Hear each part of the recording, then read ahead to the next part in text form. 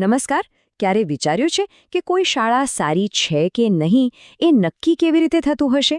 આજે આપણે આ જ સવાલનો જવાબ શોધીશું અને એના માટે ગુજરાતના મોડલને એક ઉદાહરણ તરીકે લઈશું. ચાલો સમજીએ કે શાળાની ગુણવત્તાનું માપન આખરે થાય છે કેવી રીતે. પણ જુઓ, કોઈ પણ જટિલ સિસ્ટમમાં ઊંડા ઉતરતા પહેલા ચાલો એકદમ મૂળભૂત સવાલ પર આવીએ. એવો સવાલ જે દરેક વિદ્યાર્થી, દરેક વાલી અને દરેક શિક્ષકના મનમાં ક્યાંક ને ક્યાંક તો હોય જ છે. સવાલ એ છે કે આખરી શું છે એ વસ્તુ જે કોઈપણ શાળાને એક સારી શાળા બનાવે છે?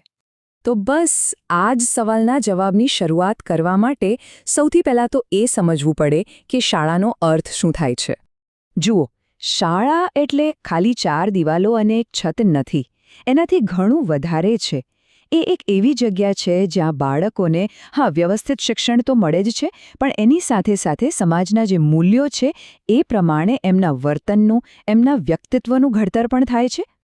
ઓકે, તો હવે શાળાનો મતલબ તો સ્પષ્ટ થઈ ગયો.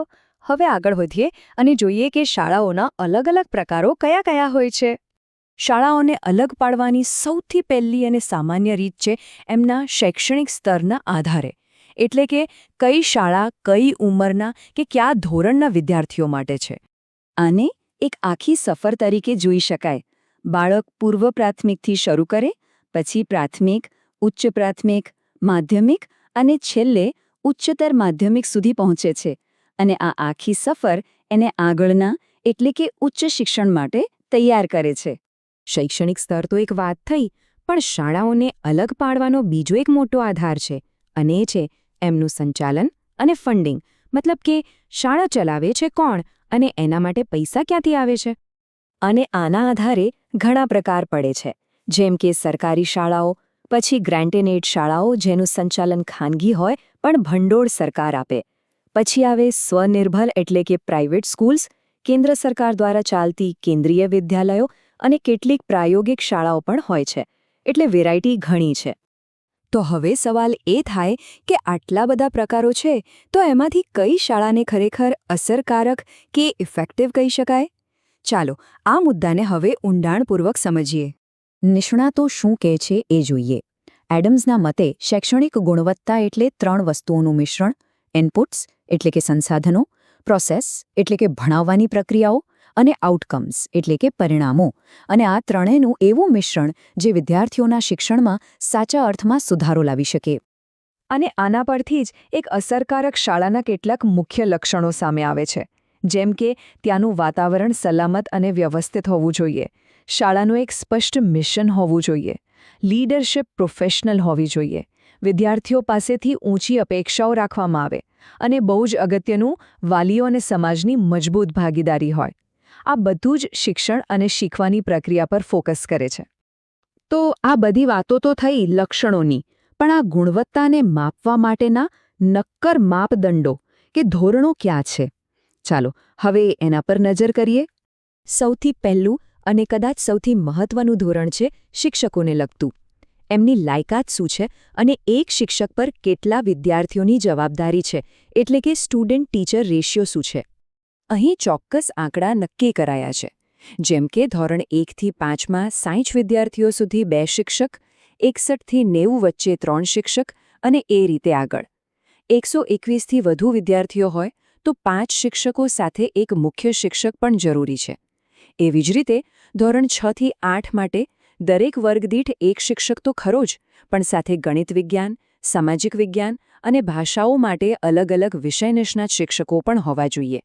આ બધું એ સુનિશ્ચિત કરે છે કે કોઈ પણ વર્ગમાં ભીડ ન થાય અને દરેક બાળક પર ધ્યાન આપી શકાય. શિક્ષકો પછી બીજું મહત્વનું ધોરણ છે શાળાની બિલ્ડિંગ અને ત્યાંની સુવિધાઓ, કારણ કે ભૌતિક વાતાવરણ પણ શીખવા માટે બહુ જરૂરી છે.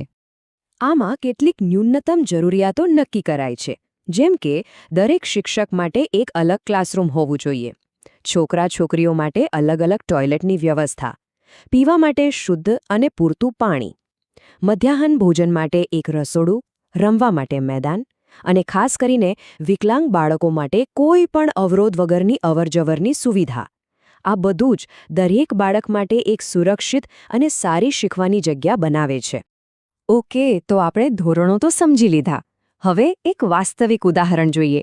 ગુજરાતમાં આ બધા ધોરણોને ગુણોત્સવ નામના એક મોડલ દ્વારા કેવી રીતે તપાસવામાં આવે છે? ચાલો એના પર ફોકસ કરીએ. ગુણોત્સવના મૂલ્યાંકનને જોઈએ તો એને મુખ્ય 3 ભાગમાં વહેંચવામાં આવ્યું છે. સૌથી મોટો હિસ્સો એટલે કે 60% ભાર શૈક્ષણિક મૂલ્યાંકન પર છે. પણ એનો મતલબ એ નથી કે બાકીની વસ્તુઓ મહત્વની નથી.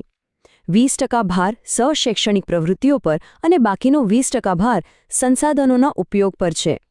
આને થોડું વધુ વિગતમાં સમજીએ.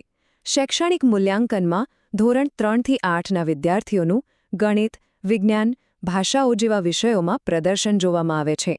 સહશૈક્ષણિકમાં યોગ, રમતગમત, સાંસ્કૃતિક કાર્યક્રમો જેવી એક્ટિવિટીઝમાં વિદ્યાર્થીઓની ભાગીદારી અને પ્રદર્શન ચકાસાય છે.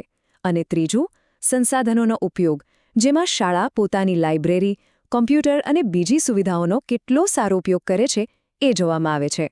એટલે કે પરીક્ષાના માર્ક્સથી લઈને રમતગમત અને લાઇબ્રેરી સુધી બધું જ કવર થાય છે. આ આખા મૂલ્યાંકન પછી શાળાઓને 10માંથી સ્કોર આપીને એક ગ્રેડ આપવામાં આવે છે. A+ થી લઈને D સુધી. આનાથી શાળાનું પ્રદર્શન કેવું રહ્યું એનો એકદમ સ્પષ્ટ ખ્યાલ આવી જાય છે. તો આ આખી વાતનો સાર શું છે? જુઓ, ગુણોત્સવ જેવી સિસ્ટમ ગુણવત્તાને માપી તો શકે છે અને શાળા માટે એક વિગતવાર રિપોર્ટ કાર્ડ પણ તૈયાર કરી શકે છે. પણ અહીં એક મોટો સવાલ ઊભો થાય છે. શું માત્ર માપન કરવાથી સુધારો થઈ જાય? શું આ માપન ખરેખર સુધારાની ગેરંટી આપે છે? કારણ કે અંતે તો આ બધી માહિતીનો ઉપયોગ વિદ્યાર્થીઓના શિક્ષણને વધુ સારું બનાવવા માટે કેવી રીતે થાય છે એ જ સૌથી અગત્યનું છે.